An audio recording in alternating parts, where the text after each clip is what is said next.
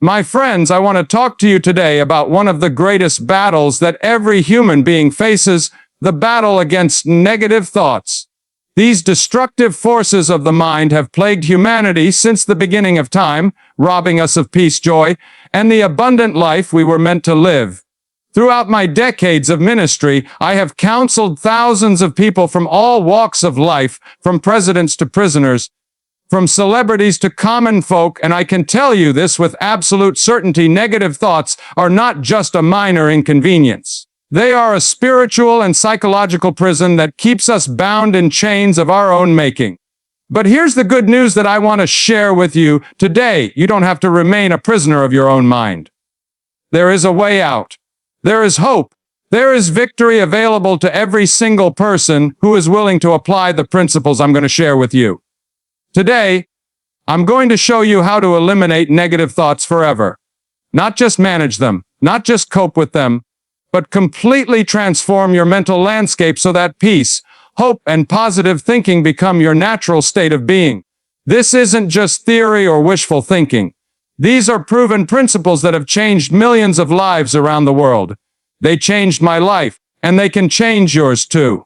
Chapter 13, Understanding the Enemy Within. Before we can defeat negative thoughts, we must first understand what we're dealing with. Negative thinking is not just a bad habit, it's a destructive force that affects every area of our lives. It impacts our relationships, our health, our work, our decisions, and our destiny. When I was a young man, I struggled tremendously with doubt, fear, and negative thinking. I would lie awake at night, my mind racing with worries about the future, regrets about the past, and fears about my inadequacy. These thoughts felt so real, so overwhelming, that I believed they were simply part of who I was. But I learned something that changed everything. Thoughts are not facts. Just because you think something doesn't make it true. The mind, left to its own devices, tends toward negativity as a survival mechanism. It's constantly scanning for threats, problems, and potential dangers. This was useful when our ancestors faced physical threats daily, but in our modern world, this same mechanism often works against us. Negative thoughts are like weeds in a garden. If you don't actively tend to your mental garden, the weeds will take over and choke out all the beautiful flowers. The difference between successful, joyful people and those who live in constant turmoil is not that successful people don't have negative thoughts, it's that they've learned how to manage their mental garden. The first step in eliminating negative thoughts is to recognize that you have a choice. You are not helpless against your own mind. You have been given tremendous power over your thought life, but like any power, it must be developed and exercised. Chapter 2. The Power of Awareness. The battle against negative thoughts begins with awareness. You cannot change what you don't acknowledge. Most people go through life completely unconscious of their thought patterns. They let their minds run wild, accepting every negative thought as truth without question. I learned to become a watchman over my own mind. Throughout the day, I would pause and ask myself, what am I thinking right now? Are these thoughts helping me or hurting me? Are they true? Or are they just fears and assumptions? This practice of mental awareness was revolutionary for me. I discovered that most of my negative thoughts fell into predictable patterns. I worried about things that had never happened and probably never would. I replayed past mistakes over and over, punishing myself for things that were already forgiven and forgotten by others. I created elaborate scenarios of future failures and disasters that existed only in my imagination. When you become aware of these patterns, you begin to see how absurd many of your negative thoughts really are. You start to recognize them as mental habits rather than reality. This awareness is the first crack in the prison wall of negative thinking. Start today by setting aside just 5 minutes in the morning and 5 minutes in the evening to examine your thoughts. Ask yourself, what have I been thinking about today? What themes keep coming up? What fears or worries am I carrying? Don't judge these thoughts, just observe them with curiosity and compassion. Chapter 3. The Replacement Principle. Nature abhors a vacuum, and so does the mind. You cannot simply stop thinking negative thoughts. You must replace them with something better. This is one of the most important principles I learned in my journey to mental freedom. When I was struggling with doubt and fear early in my ministry, An older minister gave me advice that changed my life. He said, "Billy, you can't fight darkness with darkness. You fight darkness with light. You can't fight negative thoughts by focusing on the negative thoughts. You fight them by flooding your mind with positive, true, and uplifting thoughts." This is the replacement principle. Every time you catch yourself thinking a negative thought, you immediately replace it with a positive one. But here's the key: the positive thought must be more powerful and more compelling than the negative one. For example, if you catch yourself thinking, "I'm not good enough," you immediately replace it with, "I am fearfully and wonderfully made, with unique gifts and talents that the world needs." If you think, "I'll never succeed," you replace it with, "I am learning and growing every day, and success is my natural birthright." The replacement must be immediate and non-negotiable. The moment you recognize a negative thought, you don't entertain it, analyze it, or debate with it. You simply replace it. This takes practice, but over time it becomes automatic. Chapter 4, The Foundation of Truth. One of the reasons negative thoughts have so much power over us is that we often base our thinking on feelings rather than facts. We feel inadequate, so we think we are inadequate. We feel afraid, so we think we're in danger. We feel hopeless, so we think there's no way out. But feelings are not facts. Feelings are temporary emotional responses that change based on circumstances, health, weather, and 1,000 other factors. Truth is constant and unchanging. I learned to build my thinking on a foundation of truth rather than feelings. When negative thoughts would assault my mind, I would ask myself, is this thought based on truth or on feelings? What do I know to be true about myself, my situation, and my future? The truth is that every human being has inherent worth and dignity. The truth is that everyone has unique gifts and talents. The truth is that failures are learning experiences, not final verdicts. The truth is that tomorrow is full of new possibilities. The truth is that we are loved unconditionally. When you build your thinking on these foundational truths, negative thoughts lose their power. They become like waves crashing against a solid rock. They make a lot of noise, but they cannot move the rock. Create a list of fundamental truths about yourself and your life. Write them down and review them daily. When negative thoughts attack, go back to these truths and stand firm on them. Chapter 5, The Practice of Gratitude. Gratitude is one of the most powerful weapons against negative thinking. It's impossible to be genuinely grateful and genuinely negative at the same time. They are incompatible mental states. I made gratitude a daily practice in my life.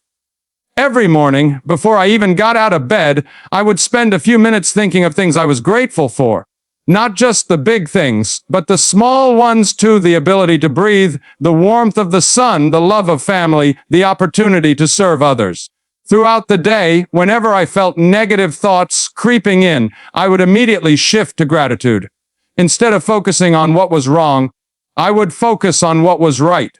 Instead of thinking about what I lacked, I would think about what I had. This practice literally rewires your brain. Neuroscience has shown that gratitude creates new neural pathways and strengthens positive thinking patterns. The more you practice gratitude, the more natural it becomes. But gratitude must be specific and heartfelt. Thanks. Instead of thinking, "I'm grateful for my family," think, "I'm grateful for the way my wife smiled at me this morning and how it made me feel loved and appreciated." Instead of, "I'm grateful that my leg stairs and my lungs filled with fresh air." Make gratitude your default mental setting. When you don't know what to think about what you're grateful for. Chapter 6, The Power of Purpose. One of the most effective ways to eliminate negative thoughts is to have a purpose that's bigger than your problems. When you're focused on serving others and making a positive difference in the world, there's little room in your mind for self-pity, worry, and fear. I discovered this early in my ministry. When I was focused on my own insecurities and fears, negative thoughts dominated my mind. But when I focused on the people I was called to serve, when I concentrated on the message I was meant to deliver, those negative thoughts simply had no place to land. Purpose gives your mind a positive direction. It provides a compelling reason to overcome obstacles rather than be overwhelmed by them. When you know why you're here and what you're meant to do, temporary setbacks become stepping stones rather than stumbling blocks. Your purpose doesn't have to be grandiose or world-changing. It might be raising your children with love and wisdom. It might be being the best employee you can be. It might be volunteering at a local charity. It might be using your artistic talents to bring beauty into the world. The key is that your purpose must be about more than just yourself. When you're living for something greater than your own comfort and convenience, negative thoughts lose their grip on you. Take time to discover your purpose. Ask yourself, how can I use my gifts and talents to serve others? What positive difference can I make in the world? What legacy do I want to leave behind? Chapter 7 The discipline of the mind at eliminating negative thoughts requires discipline. Your mind is like a muscle. It needs to be trained and exercised regularly. Just as you wouldn't expect to become physically fit without consistent exercise, you can't expect to become mentally fit without consistent mental discipline. I developed a daily routine of mental discipline that became as automatic as brushing my teeth. Every morning, I would spend time in quiet reflection, meditation, and positive mental programming. I would read uplifting literature, listen to inspiring messages, and surround myself with positive influences. Throughout the day, I maintained mental vigilance. I was constantly aware of my thought patterns and quick to correct any negative drift. I treated my mind like a garden, constantly weeding out the negative and nurturing the positive. This discipline extended to what I allowed into my mind. I was careful about the books I read, the programs I watched, the conversations I engaged in, and the people I spent time with. I understood that my mental environment was just as important as my physical environment. This doesn't mean becoming isolated or avoiding all negative input. It means being intentional about what you allow to influence your thinking. If you spend all day consuming negative news, listening to complainers, and focusing on problems, you're programming your mind for negativity. Instead, seek out positive, uplifting, and inspiring content. Read books that challenge you to grow. Listen to speakers who motivate you. Spend time with people who encourage you and believe in you. Chapter 8. The power of confession. There's tremendous power in speaking positive truths about yourself and your life. The words you speak have the ability to shape your reality and reinforce your thinking patterns. I learned to speak positively about myself, my circumstances, and my future, even when I didn't feel it. Instead of saying, "I'm so stressed," I would say, "I'm learning to handle challenges with grace." Instead of, "I can't do this," I would say, "I'm growing stronger and more capable every day." This isn't about denial or pretending problems don't exist. It's about speaking truth over your situation rather than magnifying the negative. When you consistently speak positively, you're programming your subconscious mind and creating expectation for good things to happen. Make a list of positive affirmations about yourself and your life. Speak them aloud every morning and evening. At first, they might feel awkward or untrue, but over time, they'll become part of your belief system. Your words have creative power. Use them to build up rather than tear down, to encourage rather than discourage, to speak life rather than death over your situation. Chapter 9. The importance of community. You cannot win the battle against negative thoughts alone. You need the support, encouragement, and accountability of others who share your commitment to positive thinking and spiritual growth. I was blessed to be surrounded by people who believed in me and encouraged me, especially during my early years when doubt and fear were constant companions. They would remind me of my calling when I forgot, encourage me when I was discouraged, and hold me accountable when I was slipping into negative patterns. Seek out people who lift you up rather than tear you down. Distance yourself from chronic complainers, negative thinkers, and people who drain your energy. This doesn't mean you stop loving them or caring about them, but you protect your mental environment. Join groups, organizations, or communities that share your values and commitment to positive living. Attend uplifting events, participate in meaningful conversations, and surround yourself with people who inspire you to be your best self. Remember, you become like the people you spend the most time with. Choose your associations carefully. Chapter 10. The practice of forgiveness. Unforgiveness is one of the greatest sources of negative thinking. When you hold on to resentment, bitterness, and anger, you're giving negative thoughts a permanent place in your mind. These toxic emotions poison your thinking and prevent you from experiencing the peace and joy you were meant to have. Forgiveness is not about excusing wrong behavior or pretending that hurt didn't happen. Forgiveness is about releasing the right to revenge and choosing to let go of the negative emotions that are hurting you more than anyone else. I learned that forgiveness is primarily for the forgiver, not the forgiven. When you forgive, you're not setting the other person free, you're setting yourself free. You're removing the poison from your own system and creating space for positive thoughts and emotions. This includes forgiving yourself. Many people are their own worst critics, constantly replaying past mistakes and punishing themselves for things that are long past. Self-forgiveness is essential for mental freedom. Make forgiveness a regular practice. Don't wait until you feel like forgiving. Choose to forgive as an act of will. Release the people who have hurt you, and release yourself from the burden of carrying that hurt. Chapter 11, The Renewal of Hope. Hope is the antidote to despair. When you have hope, negative thoughts cannot take root in your mind. Hope gives you something to look forward to, something to work toward, something to believe in. I've counseled many people who had lost hope. They felt trapped in their circumstances, convinced that things would never get better. But I've seen miraculous transformations when people rediscovered hope. Hope is not wishful thinking or blind optimism. Hope is confident expectation based on truth and possibility. It's the belief that no matter how dark things may seem right now, there is always the possibility of a better tomorrow. Cultivate hope by focusing on possibilities rather than limitations. Set goals that excite you. Dream about the future you want to create. Surround yourself with stories of people who have overcome similar challenges. Remember that every problem has a solution, every door that closes leads to another door opening, and every ending is also a new beginning. Hope sees beyond present circumstances to future possibilities. Chapter 12, The Daily Battle Plan. Eliminating negative thoughts is not a one-time event, it's a daily choice and a lifelong practice. You need a battle plan that you can implement consistently. Here's the daily routine I recommend. Morning. Start each day with 5 minutes of quiet reflection and gratitude. Set your mental intention for the day. Read or listen to something uplifting and inspiring. Throughout the day, practice thought awareness. When you catch a negative thought, immediately replace it with a positive one. Speak positively about yourself and your circumstances. Evening, review your thought patterns from the day. Celebrate victories and learn from challenges. End the day with gratitude and positive expectations for tomorrow. Weekly, take time for deeper reflection. Assess your progress and adjust your strategies as needed. Seek out encouraging community and inspiring content. Remember, this is a process, not perfection. There will be days when negative thoughts seem to win. Don't let temporary setbacks discourage you. Get back up, dust yourself off, and keep fighting. Chapter 13, The Transformation Process. The transformation from negative to positive thinking doesn't happen overnight.